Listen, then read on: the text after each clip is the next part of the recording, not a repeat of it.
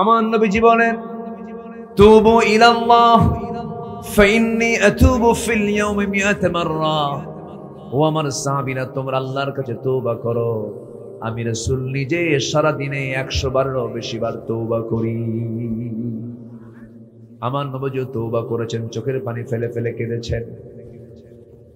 সাইয়েদনা ওমর ফারুক রাদিয়াল্লাহু তাআলা আনহু একদিন এক সাহাবীর সামনে বসেছিলেন। সাহাবী একটা হাদিস বর্ণনা করছেন, তিনি সেই হাদিসটা শুনলেন।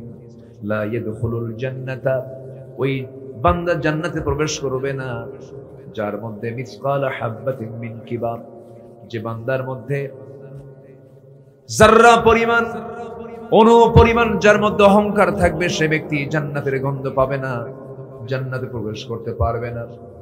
এই হাদিস শোনা মাত্রই তিনি ছোট্ট বাচ্চার মতো তিনি হাওমা করে কান্নাকাটি শুরু করে দিলেন। বলা হলো, ওমর কান্নাকাটি কেন করো, কি হয়েছে? তিনি সবাইকে বলে ফেললেন, শোনো, অর্ধ দুনিয়ার শাসনকর্তা আমি, মাঝে মাঝে আমি যে শাসনকর্তা, মাঝে মাঝে আমার কাছে কেমন যেন লাগে। আমি এত বড় একজন লিডার, আমি এত বড় একজন খলিফা, আমি এই জন্য ডুকরে ডুকরে কান্দি। আমার মনে হয় মাঝে মাঝে আমার মধ্যে অহংকার ঢুকে পড়ে, আমি মনে হয় জাহান্নামী হয়ে যাচ্ছি। চোখের পানি ফেলে ফেলে কাঁদতেছেন, শিশুর মতো ডুকরে ডুকরে কেঁদে আকাশের দিকে তাকায় দোয়া করতেছেন, আল্লাহ তাআলা শোনো, তোমার এই দুনিয়ায় যত বান্দা আছে, প্রত্যেকটা বান্দাকে তুমি যদি জান্নাতের ঘোষণা দিয়ে, যদি যে কোনো একটা বান্দাকে যদি জাহান্নামের ঘোষণা দিয়ে দাও, আমার কাছে মনে হচ্ছে এই মুহূর্তে আল্লাহ সব জান্নাতে চলে যাবে। জাহান্নামের তালিকায় তুমি একজন বান্দাকে যে রেখে দিয়েছো, সেই বান্দার নাম ওমর ছাড়া মনে হয় পৃথিবী তার দ্বিতীয় কেউ হবে না। কি পেরেশান তারা ছিল। মুনাফিকের তালিকা আছে এক সাহাবীর কাছে, আমার নবী দিয়েছেন, তার কাছে সকাল সন্ধ্যা ওমর ফারুক যেতেন, গিয়ে বলতেন, হুযায়ফা দেখো তো মুনাফিকের তালিকার মধ্যে আমার নামটা কয় নম্বরে আছে। কি দুনিয়া নিয়ে তারা, আখিরাতকে নিয়ে তারা পেরেশান ছিলেন, দুনিয়াকে তারা তুচ্ছ করেছেন। সাইয়েদনা আবু বকর সিদ্দিক রাদিয়াল্লাহু আনহুর নাম সবাই তো শুনেছেন। সবাই কয় নাম্বার খলিফা বলুন, আসতে বলবেন না, কয় নাম্বার খলিফা? 1 নম্বর খলিফা তিনি ছিলেন। আমার বন্ধুগণ, যখন তার খেলাফত আমল চলছিল, তিনি মাঝে মাঝে ঘর থেকে বের হয়ে জনগণকে দেখার জন্য যেতেন। এক রাতে তিনি বের হয়েছেন খালি পায়ে, হেঁটে বের হয়েছেন, খালি পায়ে হাঁটতেছেন। সাইয়েদনা ওমর ফারুকের সামনে তিনি ধরা পড়ে গেছেন। তিনি বললেন, আমিরুল মুমিনিন, এই পাথরের রাস্তায় আপনি খালি পায়ে হাঁটতেছেন কেন? আপনার পা তো পাথরের আঘাতে ক্ষত বিক্ষত হয়ে রক্তাক্ত হয়ে যাবেন। আপনি জুতা কেন পড়ছেন না এত গভীর রাত্রিতে? আপনি কেন খালি পায়ে চলতেছেন এই জনপদে? সাইয়েদনা আবু বকর বলছেন, ওমর, আল্লাহর নামের কসম করে বলি, আমার পায়ে যদি কোনো খরম জুতা পায়ে দিয়ে হাঁটি, এই খরম জুতার আঘাতে আর ওই সাইডে পাথরের আঘাতে যে আওয়াজ হবে, সেই আওয়াজটা যদি বেশি বড় হয়ে যায়, এই গভীর রাত্রে কোনো আল্লাহর বান্দার কানে যদি জুতা হাঁটার আওয়াজ যদি কানে চলে যায়, যদি তার ঘুম নষ্ট হয়ে যায়, কিয়ামতের দিন ওই নাগরিকের ঘুম কেন নষ্ট হলো, তার জন্য আমাকে আসামির কাঠগড়ায় দাঁড়িয়ে তারা জবাব দিতে হবে। আল্লাহু আকবার বলবেন না? আর এখনকার আতিপাতি নেতা শোডাউন করে, সামনে 50 পিছনে 50 হোন্ডা মোটর সাইকেল নিয়ে স্লোগান দিয়ে দিয়ে আসতেছে। এমন শিক্ষা ইসলাম শিখায় নাই, ঠিক কিনা? ওমর রাষ্ট্রীয় সফরে বের হয়েছেন মদিনা থেকে। কয়টা উট নিয়ে? একটা উট নিয়ে বের হয়েছে। বের হয়ে সাথে একজন সফর সঙ্গে নিয়েছেন, সেই বৃত্ত রওনা করেছেন। মাঝখানে গিয়ে বলতেছে, এই বৃত্ত এইদিকে আসো, তুমি আমার উটের পিঠে চড়ো, আমি উটের লাগাম ধরি। লজ্জায় ভেঙে পড়েছেন তিনি। এটা কি বলেন আমিরুল মুমিনিন? আপনি লাগাম ধরবেন, আমি বৃত্ত, আমি উটের পিঠে চড়বো, অসম্ভব ব্যাপার। এক ধমক মারলেন, ধমক মেরে বললেন, এই আমি ওমর আর তুমি, তোমার চোখ দুইটা আমার চোখ দুইটা, তোমার কান দুইটা আমার কান দুইটা, তুমি আল্লাহর গোলাম, আমি আল্লাহর গোলাম। কিয়ামতের দিন আমার ব্যাপারে জিজ্ঞাসা করা হবে তোমাকে, তোমার ব্যাপারে জিজ্ঞাসা করা হবে আমাকে। সাম্যতা শিখতে হবে। বৃত্ত, আমি তোমাকে এক নাগাড়ে এতক্ষণ ধরে আমি তোমাকে লাগাম ধরতে দেব না। যা হবে কষ্ট, দুজনের সমান কষ্ট হবে, ভাগাভাগি করে আমরা চলে যাব। আল্লাহু আকবার বলবেন না? জোরে বলি আল্লাহু আকবার। প্যালেস্টাইন সফরের ঘটনা এটা। চলে গেছেন জায়গা মতো গিয়ে যখন পৌঁছে গেছেন, রিসিপশনে যখন পৌঁছে গেছেন, সেই সময় একটা কাম উল্টা হয়ে গেছে। উটের পিঠে যে বসে আছে ওটাই হলো গোলাম, আর লাগাম যে ধরে আছে সেটা হলো ওমর। এখন সব মানে সৌজন্যতা দেখানোর জন্য, সাদর সম্ভাষণ জানার জন্য ওমর আসতেছেন, সব নিয়ে চলে গেছে হলো উটের পিঠে যে বসে আছে। ও বলে তা আমি তো না, আমি তো ওমর না, কে কই যে লাগাম ধরে আছে ওটো। একটু জোরে বলেন সুবহানাল্লাহ, একটু জোরে বলেন না ভাই সুবহানাল্লাহ। আল্লাহর যারা বান্দা তারা কি অহংকারী হয় না বিনয়ী হয়? অহংকারী হয় না বিনয়ী হয়? ক্ষমতার দম্ভ আছে না নাই? ক্ষমতার অহংকার আছে না নাই? টাকার অহংকার আছে না নাই? চেহারার অহংকার আছে না নাই? যেই অহংকারী হবে সে কোথায় যাবে? জাহান্নামে। আর বিনয়ী বান্দারা কোথায় যাবে? জান্নাতে।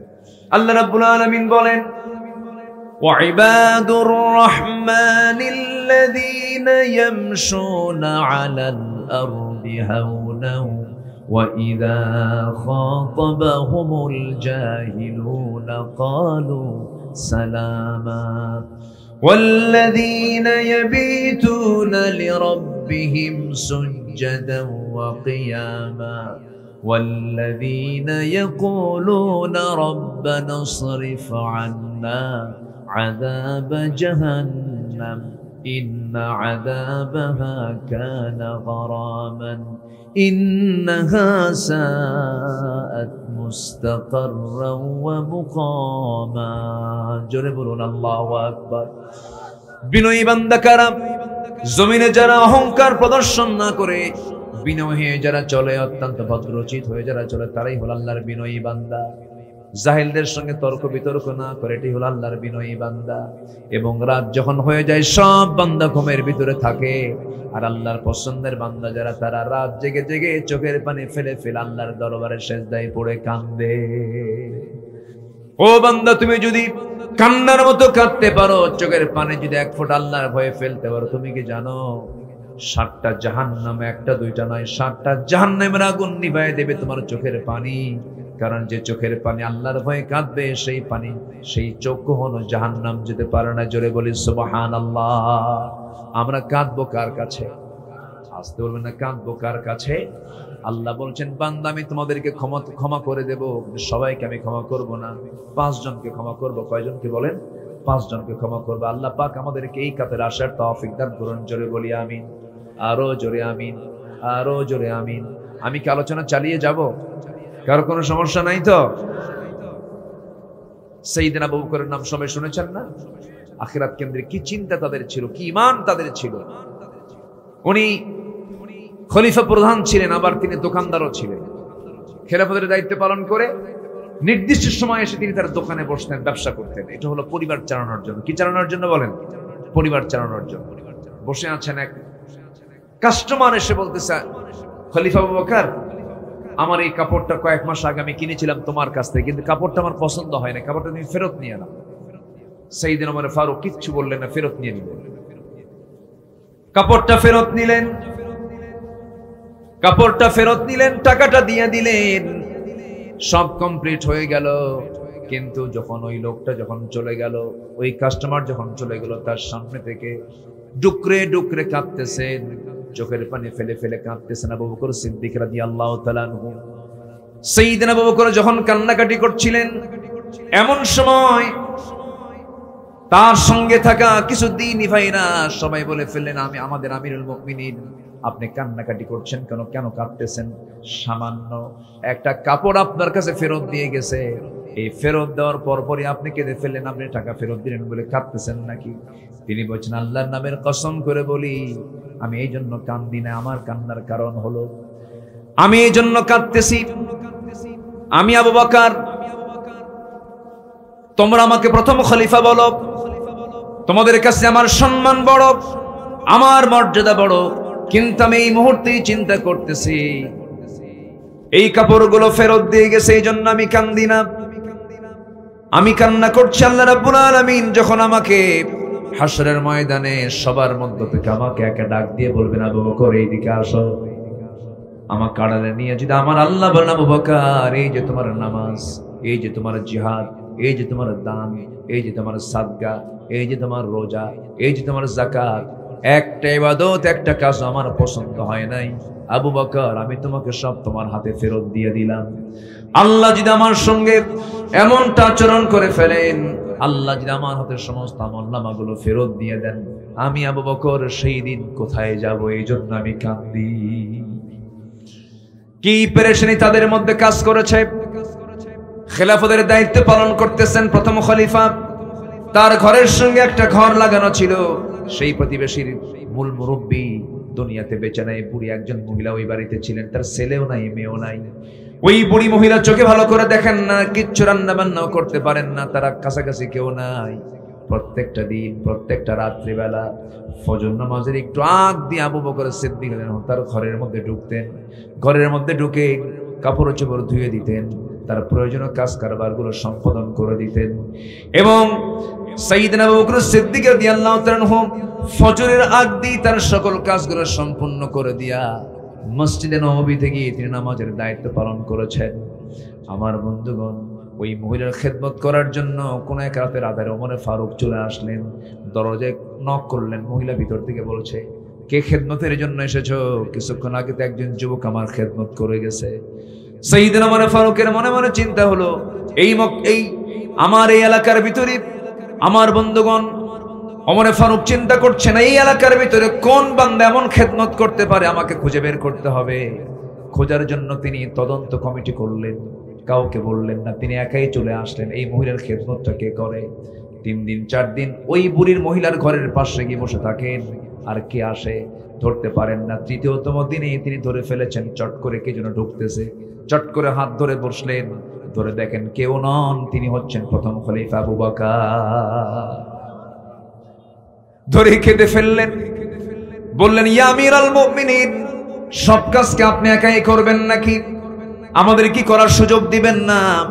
সঙ্গে সঙ্গে সাইয়েদনা আবু বকর বলছেন, ওমর, আমার খেদমত আমাকে করতে দাও, আমার প্রতিবেশীর হক আমাকে আদায় করতে দাও, কারণ কিয়ামতের দিন তোমার আমলনামা আমার পিঠে আসবে না, আমার আমলনামা তোমার পিঠে যাবে না।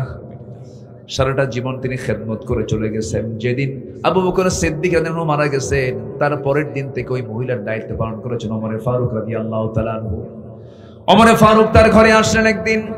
প্রথম দিন যেদিন খেদমতের জন্য তিনি ভিতরে ঢুকেছেন, সব কিছু পরিষ্কার পরিচ্ছন্ন করে দিয়েছেন, খাবারগুলো জোগাড় করে দিয়েছেন। ওই মহিলা খাবার খেতে বসে তিনি জানতেন না আবু বকর মারা গেছেন, বুড়ি মানুষ, চোখে কম দেখতেন।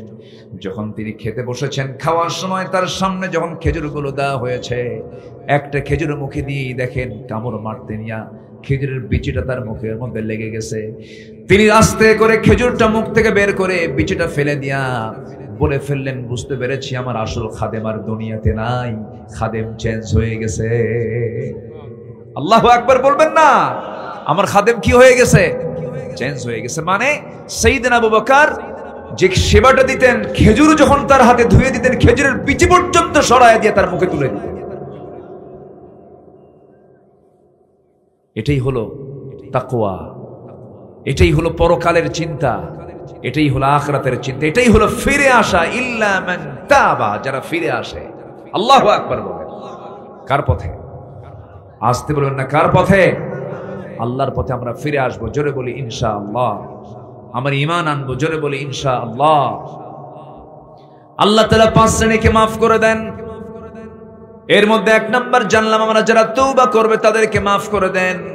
নাম্বার 2 হলো অজ্ঞতাবশত যদি কোনো মন্দ কাজের পর নিজেকে যদি কোনো বান্দা সংশোধন করে নেয়, আল্লাহ রাব্বুল আলামিন তাকে মাফ করে দেন। মহান রাব্বুল আলামিন বলেন, ثم إن ربك للذين عملوا السوء بجهالة ثم تابوا من بعد ذلك وأصلحوا إن ربك من بعدها لغفور رحيم। জোরে বলুন আল্লাহু আকবার। সূরাতুন নাহল 119 নম্বর আয়াত আল্লাহ রাব্বুল আলামিন বলছেন, বিজাহালাতিন, অজ্ঞতাবশত যদি কোনো ভুল করে ফেলো আমার কাছে মাফ চেয়ে নাও বান্দা, আমি আল্লাহ তোমাকে সব গুনাহগুলো মাফ করে দেব। কার কথা? আসতে বলবেন না, কার কথা? 3 জন সাহাবী, এনারা যুদ্ধে যেতে পারেন না, অভিযানে যান নাই তারা। এর মধ্যে সবচাইতে যিনি লম্বা হাদিসটা বর্ণনা করেছেন, কাব বিন মালিক রাদিয়াল্লাহু তাআলা আনহু, তিনি মনে মনে চিন্তা করলেন, কেমনে কি করি? আমি তো ইচ্ছে করেই যাই না, আমি তো গাফলতি করে যাই না, আমি তো অবহেলা করে যাই নাই, আমার তো এটা ভুল হয়েছে, আমার তো মাফ চাওয়া দরকার। উনি নবীর কাছে গেলেন, নবীর সামনে গিয়ে দাঁড়ালেন। আমার নবীজি মসজিদ নববীর ঠিক মাঝখানে বসে আছেন। এই সাহাবী গিয়ে হাঁটু গেড়ে দিয়ে নবীর সামনে আস্তে করে বসে বলছেন, হুজুর মাফ চাইতে আসছি আপনার কাছে। রাসূল বলেন, তুমি কি ভুল করছো যে মাফ চাইবা? হুজুর আপনি আমাকে যুদ্ধে যেতে বলেছেন, তাবুক অভিযানে যাই নাই। রাসূল বললেন, কেন যাও নাই? গাফলতি করেছি, গড়িমসি করেছি, অবহেলা করেছি। রাসূল বললেন, ও কাব বিন মালিক আর কে কে যায় নাই? হেলাল বিন উমাইয়া আর কে কে যায় নাই? মুরারা বিন রাবিআ। মোট কয়জন হলো? রাসূল বলছেন, আর কে কে হুজুর আমার জানা নাই। আমার নবীজির সঙ্গে সঙ্গে বললেন, কাব বিন মালিক চলে যাও। আমার নবীজির সঙ্গে সঙ্গে মদিনার মসজিদে তিনি নোটিশ জারি করে দিলেন, সাহাবায়ে কেরামকে বলে দিলেন, ইমার্জেন্সি নোটিশ জারি করে দাও, এই মদিনাবাসীকে জানিয়ে দাও, এই মদিনাবাসীর কোন মুসলমান যেন এই তিনটা ব্যক্তির সঙ্গে কোনো প্রকার কথাবার্তা না বলে, মুআমালা চলবে না, সম্পর্ক চলবে না, সালাম কালাম চলবে না, ব্যবসা চলবে না, নিষিদ্ধ, বয়কট করে দেওয়া হলো। এই সংবাদ যখন কাব বিন মালিকের কাছে চলে গেছে, কাব বিন মালিক রাদিয়াল্লাহু আনহু এই কথা শোনা মাত্রই তার কাছে যেন আকাশ ভেঙে পড়ার মতো হয়ে গেল। দরজার কাছে গেলেন, নিজের বাড়ির দরজার কাছে বউকে লক্ষ্য করে বলছেন, বউ আমার দরজা খুলো। বউ দরজার কাছে এসে বলছে, স্বামী আমার দরজা খুলবো না কেন? অবশ্যই দরজা খুলবো, আপনি আমার স্বামী হন, আপনার ঘর আপনার বাড়ি, কিন্তু আমি এই দরজার সামনে খুলে দিয়ে পিছনের দরজা দিয়ে আমি নিজেই চলে যাব, কারণ যে ব্যক্তির বিরুদ্ধে নবী পর্যন্ত বয়কটের ডাক দিয়েছেন তার সঙ্গে আমি স্বামী হলো আমার সম্পর্ক নাই। আল্লাহু আকবার বলেন, মান আহাব্বা লিল্লাহ ওয়া বাগাদা লিল্লাহ ওয়া আতা লিল্লাহ মান আলিল্লাহ ফাকাদ ইসতাকমালাল ঈমান। আমার নবীজির এই প্রিয় সাহাবী ঘরের মধ্যে ঢুকতে পারলেন না, বউ তোমার বের হয়ে চলে যাবে, ঘরের মধ্যে ঢুকতে পারলেন না। ঘরের দরজা থেকে তিনি আবার মুখটা ফিরায় নিয়ে বাইরের দিকে আসতেছিলেন। কলিজার টুকরা ফুটফুটে দুইটা বাচ্চা, 11 বছর 13 বছর ফুটফুটে বাচ্চা, এই বাচ্চাগুলোকে আদর করেন, প্রত্যেকদিন চুমা দান স্নেহ করেন। সেই দিন সন্তানগুলোকে ডাক দিয়ে বলছে, আমার দুলাল রে, আমার আদরের সন্তানগুলো এইদিকে আয়। সন্তান বলে, যাব না কেন? রাসূল বয়কট করেছেন, আমরা তোমার সঙ্গে কথা বলবো না। আল্লাহু আকবার বলেন। আমার বন্ধুগণ, এরপরে কি হলো? কাব বিন মালিক চোখের পানি মুছতে মুছতে বেকরার হয়ে গেলেন, সেজদা দিতে পাগলের মতো হয়ে গেলেন। হেলাল বিন উমাইয়ার কানে সংবাদ চলে গেছে। তিনি করলেন কি, ঘরের মধ্যে তিনি খুঁজতে লাগলেন দড়ি কোথায়। শক্ত দড়ি তিনি হাতের মধ্যে নিলেন। মদিনার মসজিদের সামনে কয়েকটা খুঁটি ছিল, যেটা মজবুত খুঁটি, সেই খুঁটির সঙ্গে দড়িটার এক প্রান্ত লাগায়া দিলেন, আর এক প্রান্তে স্বহস্তে নিজের দুহাত বেঁধে ফেলে বলছেন, হেলাল রে, তোর চাইতে বড় আসামি এই দুনিয়াতে নাই, কারণ যার বিরুদ্ধে অবরোধের ডাক দিয়েছেন, বয়কটের ডাক দিয়েছেন স্বয়ং রাসূল। চোখের পানি ফেলতে ফেলতে বেকরার হয়ে যাচ্ছেন কাব বিন মালিক। হেলাল বিন উমাইয়া, তাফসীরে এসেছে হেলাল বিন উমাইয়ার দুটো হাত এত লম্বা সময় বাঁধিয়ে রেখেছিলেন, তিনি নিজেই হাতের ওই জায়গা পর্যন্ত ঘা হয়ে গিয়েছিল। চোখের পানি ফেলে ফেলে কাঁদতে কাঁদতে শরীরটা শুকায় গিয়েছিল। প্রায় দীর্ঘদিন যখন চলে গেল, ওইদিকে মুরারা বিন রাবিয়ার কানে সংবাদ চলে গেছে, পাহাড়ি এলাকায় চলে গেছেন। সেজদার মধ্যে পড়ে পড়ে কাঁদেন, রোনাজারি করেন, তওবা করেন। এই তিন ব্যক্তির চোখের পানি আল্লাহর দরবারে এক পর্যায়ে মঞ্জুর হয়ে গেছে, কিন্তু আমার নবীজি তাদেরকে বয়কটের ডাক দিয়েছেন। এখন একটা প্রশ্ন হলো, আপনাকে বলি ভাইয়েরা, যে যুদ্ধে রাসূল গিয়েছিলেন 30,000 সৈন্য নিয়ে, সেই যুদ্ধ কি সংগঠিত হয়েছিল? আসলে হয়েছিল না। আর সংখ্যা কি একেবারেই কম নাকি? কত হাজার যায় নাই? কয়জন? মাত্র 3 জন। মাত্র 3 জন গেল না, আবার ওই যুদ্ধ সেখানে সংগঠিত হলো না। কিন্তু আমার নবীজি ইচ্ছা করলে বলতে পারতেন, ঠিক আছে যেতে পারো না, এই যুদ্ধই তো হয় নাই, অথবা মাত্র এতগুলো সাহাবীর মধ্যে তোমরা 3 জন মাত্র যাও নাই, ছেড়ে দিলাম, মাফ করে দিন। কিন্তু ছাড়ছেন নাকি রাসূল? ছাড়েন নাই। কেন গেলে না? কেন তুমি গরিমসি করলে? কেন তুমি অবহেলা করলে? এই চিন্তা মাথায় নিয়ে আমার নবীজি শক্ত অবস্থানে চলে গেলেন। দীর্ঘদিন চলে যাওয়ার পর 40 দিন যখন পার হয়ে গেছে, আমার নবীর কাছে ওহী নাজিল হয়ে গেছে। নবীর কাছে ওহী নাজিল হলো আলা সালাসাতিল্লাযীনা খুল্লিফু, হে রাসূল ওই তিনজন সাহাবী যারা পিছনে ছিলেন আপনি যদিও তাদেরকে বয়কটের ডাক দিয়েছেন, কিন্তু আরশের মালিক আল্লাহ রাব্বুল আলামিন ইল্লা মান তাবা, যারা ফিরে আসবে, ওয়া আমানা ওয়া আমিলা সালিহান। অতএব ওই তিনজন সাহাবী যখন তওবা করে নিয়েছে, তাদের তওবা আল্লাহর দরবারে মঞ্জুর হয়ে গেছে। ইয়া রাসূলুল্লাহি আয়াত নাজিল যখন হলো নবীর কাছে, ওয়া আলা সালাসাতিল্লাযীনা খুল্লিফু, আমার নবীর আনন্দ দেখে কে? আমার নবী চিৎকার মেরে বলছে, ওমর তুমি কোথায়, তাড়াতাড়ি আসো, আমার কাব বিন মালিকের পক্ষে আয়াত নাজিল হয়ে গেছে। আমার নবীজি খুশি হয়ে গেলেন। আমার নবীজি খুশি হয়ে বলছেন, কাবকে তাড়াতাড়ি আমার কাছে নিয়ে আসো। দরজার কাছে ওমর ফারুক বলছেন, কাব বিন মালিক তুমি বাড়িতে আসো নাকি, এইদিকে আসো। ভিতর থেকে বউ জবাব দেয়, যে লোকের খবর রাসূল রাখে না সে লোকের খবর আমিও রাখি না। ওরে কাব বিন মালিকের স্ত্রী, আল্লাহ তাদের তওবা কবুল করে নিয়েছেন। কাব বিন মালিক যখন চলে গেছেন নবীর সামনে, আমার নবী তাকে জড়ায়া ধরলেন, জড়িয়ে ধরে বলছে, কাব বিন মালিক আমি তোরে মাফ করি নাই, কিন্তু আমার আরশের মালিক আল্লাহ তাআলা তোরে মাফ করে দিয়েছেন। জোরে কোন সুবহানাল্লাহ। কিসের কারণে? আস্তে কয় কিসের কারণে? কিসের কারণে? তওবা করার দরকার আছে না নাই? এখান থেকে একটা শিক্ষা হলো, দিন কায়েমের পথে একামত দিনের জন্য কোনো অলসতা করার কোনো সুযোগ, আসতে বলুন সুযোগ, সুযোগ নিলে আল্লাহ ধরছেন না, রাসূল ধরছেন না, ধরে ফেলেছেন। কি কষ্ট পাচ্ছেন নাকি আপনারা? আমার ভাইয়েরা, আল্লাহ তাআলা 5 জনকে মাফ করে দিবেন। 1 নাম্বার হলো আমরা শিখলাম তওবা। নাম্বার 2 হলো অজ্ঞতা বশত কোনো মন্দ কাজের দিকে যাওয়ার পরে সে যদি সংশোধন হয় না, আল্লাহ পাক তাকে মাফ করে দেন। নাম্বার 3 হলো নেককার ইমানদারদের জন্য আল্লাহ রাব্বুল আলামিন ক্ষমার ওয়াদা করেছেন। ক্ষমার কি করেছেন? ওয়াদা করেছেন, প্রমিস করেছেন। মহান রব্বুল আলামিন বলেন, ওয়া'আদাল্লাহুল্লাযীনা আমানু ওয়া আমিলুস সালিহাতি লাহুম মাগফিরাতুন ওয়া আজরুন আযীম। জোরে বলুন আল্লাহু আকবার। সূরাতুল মায়েদা আয়াত নাম্বার 9। ঈমান যারা আনবে এবং আমলে সালেহ যারা করবে, আমি আল্লাহ ওয়াদা করছি তাদের জন্য ক্ষমা রয়েছে, তাদের জন্য মহা পুরস্কার রয়েছে। জোরে বলেন সুবহানাল্লাহ। আমার বন্ধুগণ, আমলের পাল্লায় গুনাহ বেশি দরকার না নেক বেশি দরকার? গুনাহ বেশি দরকার না সওয়াব বেশি দরকার? এই জায়গায় যারা বসে আছেন তাদের কি গুনাহ নাই? আসলে গুনাহ নাই? আমার, আপনার, এনার, ওনার, এনার ফারুকি ভাইয়ের কম আছে না নাই? কম হোক বেশি হোক, আছে না নাই? আছে। ফেরেশতার আজ থেকে ফেরেশতার নাই, কারণ ফেরেশতার গুনাহ করবে, গুনাহ করার যোগ্যতাই নাই। কামনা বাসনা ব্যবসা বাণিজ্য কিচ্ছু নাই, এই জন্য তার কোনো গুনাহ হওয়ার সুযোগও। কিন্তু আমার গুনাহ করার সুযোগ আছে না নাই? গুনাহ করার সুযোগ থাকার পর আমি যদি গুনাহ না করি, তখন আমার দাম হয়ে যাবে ফেরেশতার চেয়ে বেশি দাম। আল্লাহু আকবার বলেন। কিন্তু আমার দেশে আবার কিছু ফেরেশতা আছে, মাঝে মাঝে নাজিল হয়। এক বেয়াদব বলছে, টাঙ্গাইলের কোন বেয়াদব বলেছে, আমার জীবনে তো কোনো গুনাহ নেই, আমি আমিন বলি না। হুজুররা আমিন কয়, আমি আমিন একটা বারের জন্য বলি না।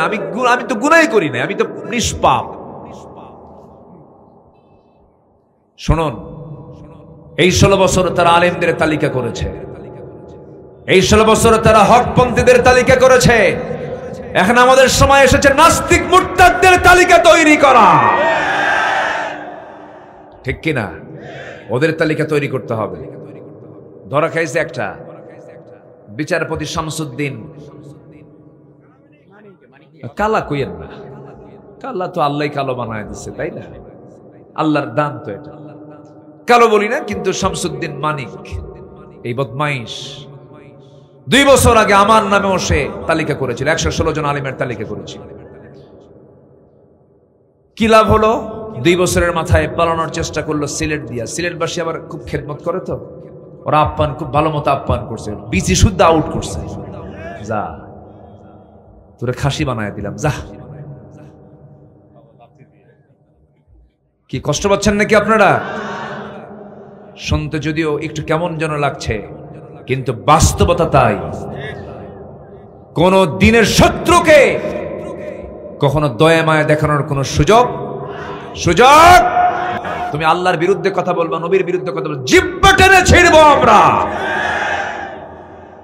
জাহাঙ্গীরনগর ইউনিভার্সিটির কুখ্যাত ছাত্র ছিল, তার নাম মানিক। সে 100 জন নারীর জীবন নষ্ট করে ধর্ষণের সেঞ্চুরি করে মিষ্টি বিতরণ করেছিল। এই কুলাঙ্গার গুলো এখনো আছে, এদেরকে ধরে প্রকাশ্যে ঝুলায় মেরে রক্ত মাংস হাড় হাড্ডি কুত্তা বিলাই দিয়ে খাওয়ানো দরকার। রাজি আছেন কারা কারা? হাত উঁচু করে দেখা।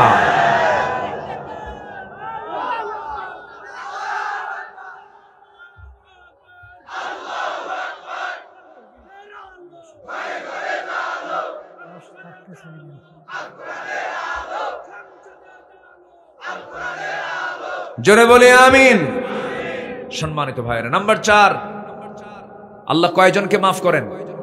বলেন কয়জনকে? 3 জন বলেছে, আর 2টা বলি আমি শেষ করে দেব। আজান হয়েছে 10 মিনিট আগে, আমি আর 10 মিনিট সময় চেয়ে নিচ্ছি, আমাকে দেবেন তো নাকি? কারো কোনো রাগারাগি নাই তো? কারো কোনো সমস্যা নাই তো?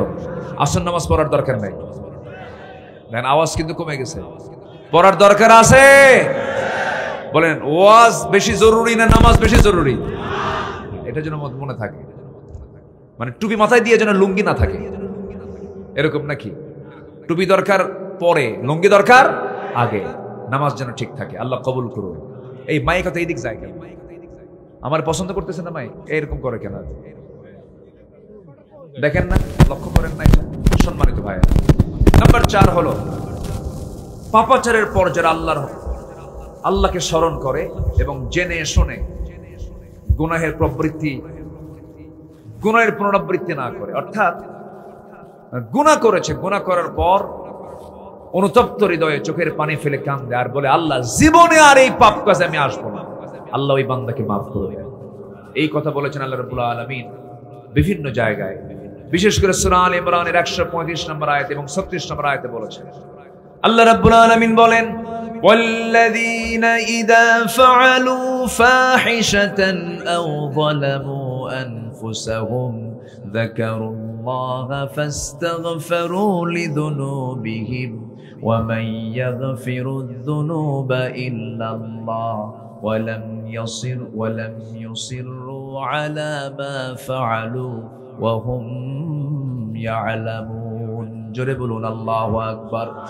উলাইকা জাযাউহুম মাগফিরাতুম মির রাব্বিহিম ওয়া জান্নাতুন তাজরি মিন তাহতিহাল আনহারু খালিদিনা ফিহা ওয়া নি'মা আজরুল আমিলিন। জোরে বলুন আল্লাহু আকবার।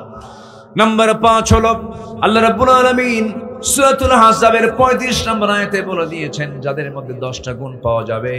আল্লাহ বলছেন কি সুন্দর করে, আ'আদাল্লাহু লাহুম মাগফিরাতুন ওয়া আজরান আযীমা। জোরে বলুন আল্লাহু আকবার।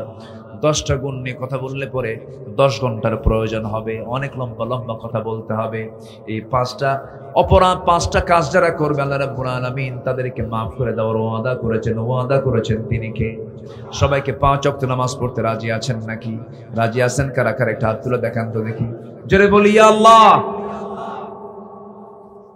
আরো জোরে বলি ইয়া আল্লাহ। আমাদেরকে 5 ওয়াক্ত সালাত আদায় করার তৌফিক তুমি আল্লাহ দিয়া দাও। জোরে বলি আমিন, আরো জোরে আমিন। হাত নামান।